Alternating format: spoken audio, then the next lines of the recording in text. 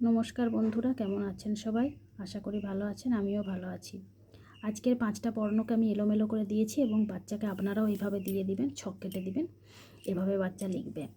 বারবার লিখতে লিখতে তারাও প্র্যাকটিস করে নিলে পরীক্ষায় আর কোনো প্রবলেম হবে না। এভাবে এলোমেলো করে দিবেন এবং তাদেরকে বলবেন সাজিয়ে লিখতে।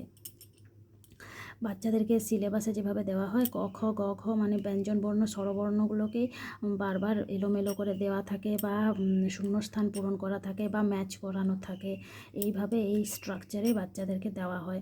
তো সেই রকম অনুযায়ী আমি কিন্তু নিয়ে আসি। আমার আগের ভিডিওতেও আমি অনেক ধরনের করে প্রশ্নপত্র কিভাবে লেখা হয় বা কিভাবে থাকে এ নিয়ে অনেক ভিডিও দিয়েছি, আমি চাইলে আপনারা দেখতে পারেন। তো প্রথমে ব আছে, আসলে আগে হবে প, ফ, ব, ভ এবং ম।